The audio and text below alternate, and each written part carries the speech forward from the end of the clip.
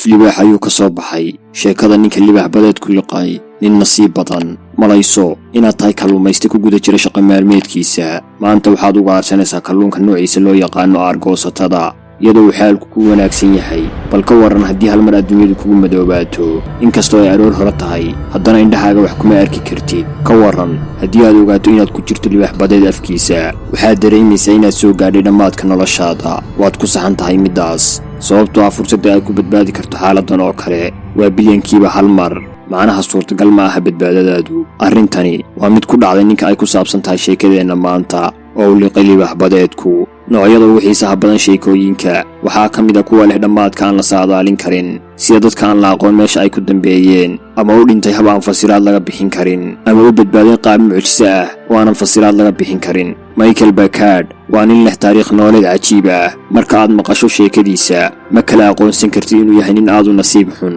ama sidoo kale nin leh nasiibka ugu wanaagsan adduunka markii uu jiray da'da 38 sano waxa uu safar ku galay diyaaradda nooca rakaabka ah sanadku waa 2001 diyaaraddu waxay maraysay meel ku aadan dalka Costa Rica in biriqda ama danabku ku dhacaan diyaaradda waa arrin 5 milyan oo duulimaad marka la sameeyo hal mar dhacda haddaba markan danab xoogan ayaa soo riday diyaaradda uu la socday Michael waxayna ku dhacday kaymaha dhulbaraha ee Costa Rica dhammaan rakaabkii saarnaa diyaaraddu waa ay geeriyoodeen marka laga reebo Michael iyo 4 qof oo kale dhammaantood waxa soo gaaray dhaawacyo culus meel laguma bixi karaan kaynta ay ku xaniban yihiin waxay adeegsadeen raadiyowga diyaaradda burburtay iyagoo dirsay dhambaal furan si loogu fidiyo gargaar degdeg ah intaa kadib waxay sugayeen inay arkaan cid maqasho fariintooda balse dhammaantood waxay u dhinteen dhaawacyadii ay qabeen marka laga reebo ninka ay sheekadeennu ku saabsan tahay ee Michael Packard oo 48 saacadood kadib loo yimid isagoo weli nool dhakhtarkii daweeyey ayaa u sheegay in saacado yar haddii dib looga dhici lahaa uu raaci lahaa saaxiibadiis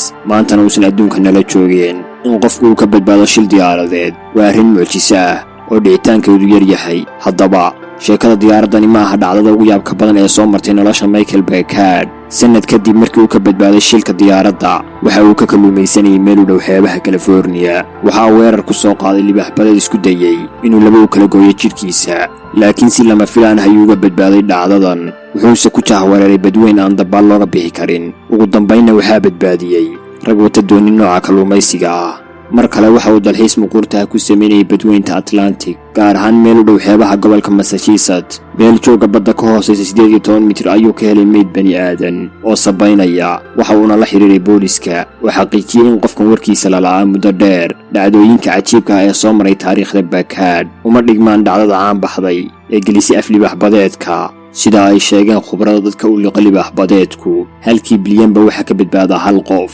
bilyanku waa tiro ka kooban 9 god waxay ahayd aroornimo axad ah oo ku beegan 11 Julaay 2021 Michael da'diisuna markan waa 57 sano jir waxa la jiray saaxiibkiis Josh waxayna u bixeen ugaarsi kalluun gaar ahaan nooca loo yaqaano aargoosatada deegaan nololeedka aargoosatadu waa gunta hoose ee badda habka ay ugaarsiga u sameynayeen Josh iyo saaxiibkiis Michael waxa uu ahaa in marba midkood ka dega doonta biyahana quuso soona qabto tiro aargoosata isla markaana uu dhiibo saaxiibkiis si loola socdo xaaladda qofka waxa dhexda looga xidhayaa xadhig si looga soo jiidi karo haddii uu habsaamo ama uu ku soo noqon waayo waqti loogu talagalay Michael ayaa shaqada bilaabay waxa uu xirtay dirayska dabaasha tuubadii oksijiinta ayuuna gashaday wuxuuna ku degay biyaha dhowr jeer ayuuna soo baxay isagoo wata tiro aan badnayn oo kalluun ah saaxiibkiis ayaa u sheegay inay ku soo beegmeen maalin aan munaasib ahayn wuxuuna kula taliyay in shaqada halkaas ay ku joojiyaan Michael isaga aragtiisa kuma raacsanayn waxa uuna sii waday shaqada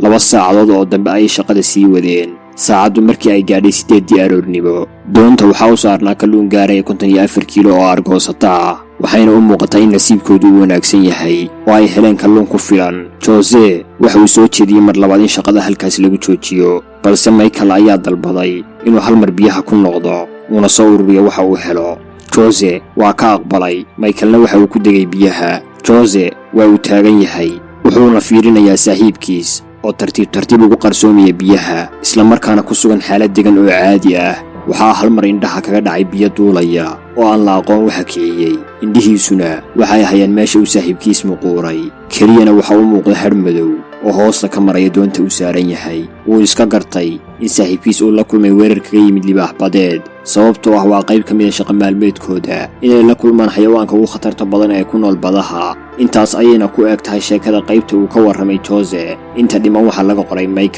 Michael wuxuu sheegay in qorshihiisu ahaa inuu 18 mitir badda hoos uga dego uuna soo qabto tiro argoosata, laakiin markii uu marayay meel uu ku qiyaasay 14 mitir biyaha hoostooda ayuu la kulmay weerar lama filaan ah. waxaad moodaa inuu gaari turuska si xoogan iigu dhuftay, hal mar ayuuna adduunka igu madoobaaday. darbada igu dhacday waxaa iga duulay qalabkii oksijiinta ee aan hawada ka qaadanayay. waa madow dam ah, waxba ma arki karo. si degdeg ah ayuuna gacmaha u fidiyey, waxauna bilaabay inuu dhinacyadiisa ka baaro qalabkii oksijiinta. gacmihiisuna waxay taabanayaan gidaaro ciriiri ah oo labada dhinac ka xiga. waxaad moodaa in lagu xidhay qol yar. wuxuuna yidhi gidaaradu mar way isku soo dhowaanayaan, marna xooga ayay kala fogaanayaan. midda kale ee jirta ayaa ah in qolkan aan ku xidhanahay la soconayo oo marba gidaar aan madaxa ku dhufanayo. waxaana dareemayaa wax laba lugoodii jiidaya oo aanan garanayn meel uu ii wado. inkastoo aan xaalad adag ku jiray, haddana waxaan gacmaha ku baaray tuubadii oksijiinta oo aan ku guulaystay ugu dambayntii inaan helo.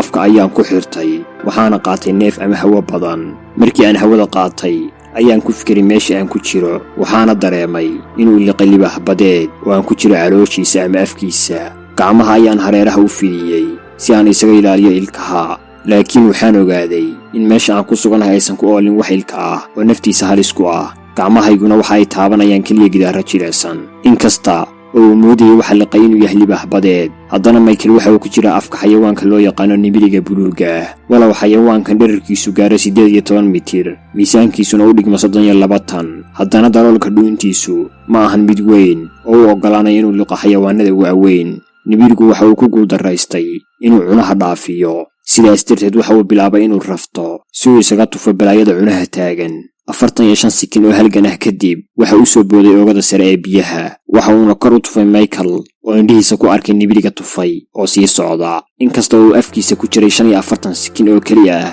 haddana waxay uga dhignayd 45 sano. saaxiibkiis ayaana gacanta qabtay, soona saaray doontii uu watay. afkiisa ayaan ku jiray inuu liqo ayaan rabay. erayadaas ayuuna ku cabiray wixii uu la kulmay. wejigiisana waxaa ka muuqda argagax ka dhashay xaaladda adag ee soo food saartay iyo khatarta dhimasho ee uu la kulmay. Jose waxa uu doonida u dhaqaajiyay dhinaca xeebta, wuxuuna la xiriiray dhakhaatiirta xeebta si dhakhtar loogu geeyo saaxiibkiis. dhakhaatiirtu waxay rumaysan waayeen in ninkan uu galay af libaax oo uusan jirkiisa ku oolin wax dhaawaca marka laga reebo jug ka soo gaadhay lugaha oo aan sidaas u weyneyn. hal maalin kadib isagoo cagihiisa ku soconaya caafimaadna qaba ayuu Michael ka baxay cisbitaalka. sida caadiga qofna ma jecla inuu sii joogo meel naftiisu khatar noocan ah ku gashay, laakiin Michael waxa uu ku sheegay waraysiyo lala yeeshay markii uu cisbitaalka ka soo baxay inuusan ka maarmi karin nolosha badda uuna sii wadan doono kalluumaysigiisa.